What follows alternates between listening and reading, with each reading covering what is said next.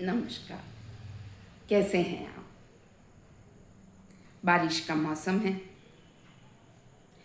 एक दिन ऐसी ही तेज बारिश चल रही थी और एक छोटी बच्ची हाथ में कुछ रुपए लिए भागते भागते एक दुकान पे पहुंची। कहा अंकल अंकल रुको, लेकिन तब तक दुकानदार ने शटर डाल दिया था। बोले अंकल मुझे थोड़ा चावल और दाल चाहिए।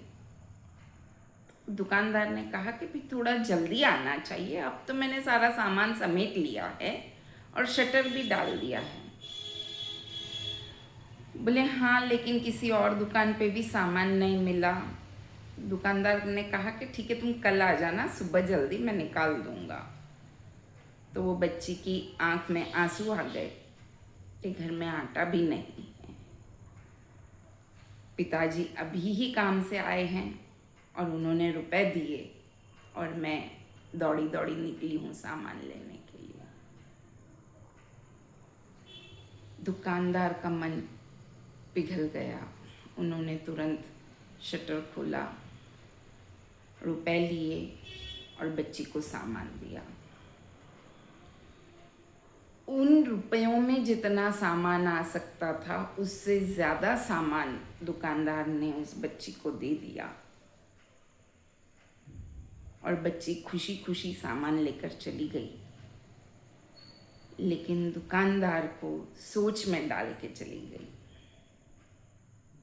दुकानदार को खुद के बचपन के दिन याद आ गए, जब उनके पास घर में खाने पीने की व्यवस्था नहीं रहती थी और किस तरीके से कभी कभी वो सिर्फ पानी में आटा घोल के पीते थे और अपना समय निकालते थे। और यही सब विचार करते हुए दुकानदार घर पहुंचा। दूसरे दिन सुबह जैसे ही वो आए दुकान पे, तो उन्होंने अपनी दुकान के पास एक बोर्ड लगा दिया,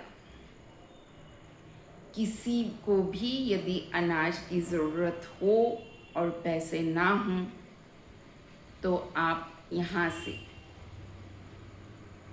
सामान ले जा सकते हैं, किराना ले जा सकते हैं और अपने स्वाभिमान को ज़िंदा रख के अपना गुजर बसर कर सकते हैं।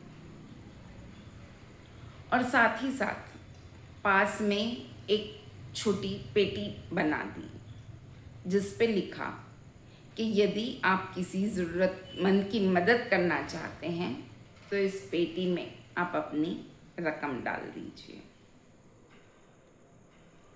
और उसके बाद दूसरे दिन वो बच्ची फिर से आई, कुछ ज़्यादा रुपए लेकर आई कि ये पापा ने दिए हैं, क्योंकि आपने परसों जो सामान दिया था वो मेरे रुपयों में आए उससे काफ़ी ज़्यादा था, तो ये जो बकाया रुपया है वो पापा ने भेजा है। तो दुकानदार ने वो रुपए नहीं लिए। दुकानदार ने कहा कि वो हिसाब मुझे मिल गया है बराबर। वो बच्ची दूसरा सामान लेकर चली गई। कुछ ही समय में, पहले तो लोगों को लगा कि ये कुछ अजीब है, बट कुछ ही समय में लेने वालों की भी तादाद बढ़ने लगी और देने वालों की भी तादाद बढ़ने लगी। मतलब कोई व्यक्ति जो खुददारी से जीना चाहता था, वो किसी के सामने हाथ नहीं फैलाना चाहता है, तो उसे भी उसकी ज़रूरत का किराना मिल रहा था, राशन मिल रहा था। उसी के साथ किसी को यदि परोपकार करने की इच्छा है तो वो भी चुपचाप वो दान पेटी में अपनी दान की रकम डाल के चले जा रहे थे।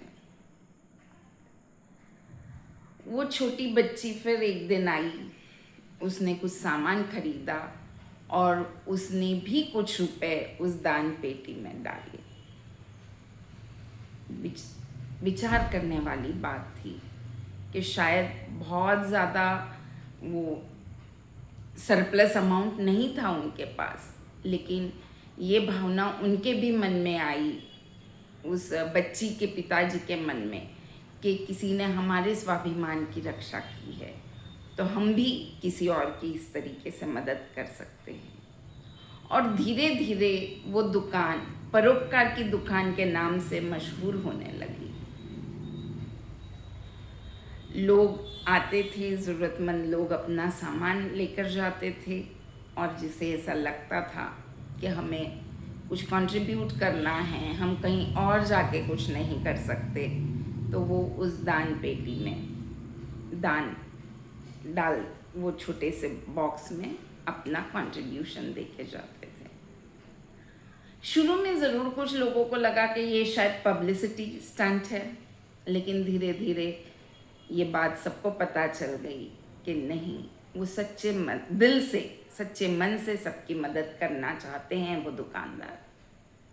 और उन्हें वाकई इस चीज़ की बहुत पब्लिसिटी मिली और वो दुकान मशहूर हो गई। किस नाम से? तो परोपकार की दुकान के नाम से। तो ऐसा नहीं है कि आपका एक छोटा सा कदम कोई फ़र्क नहीं ला सकता। छोटे छोटे कदमों से भी बहुत परिवर्तन आ सकता है। तो आपको क्या लगता है, इसके अलावा और किस तरीके से हम किसी की मदद कर सकते हैं? वीडियो के नीचे कमेंट करके ज़रूर बताइएगा। अभी तक यदि आपने चैनल को सब्सक्राइब नहीं किया है तो चैनल को सब्सक्राइब ज़रूर कर लीजिए, और साथ ही बेल आइकॉन दबाना मत भूलिएगा, ताकि जब भी नई वीडियो अपलोड हो तो आप वो देख सकें। धन्यवाद।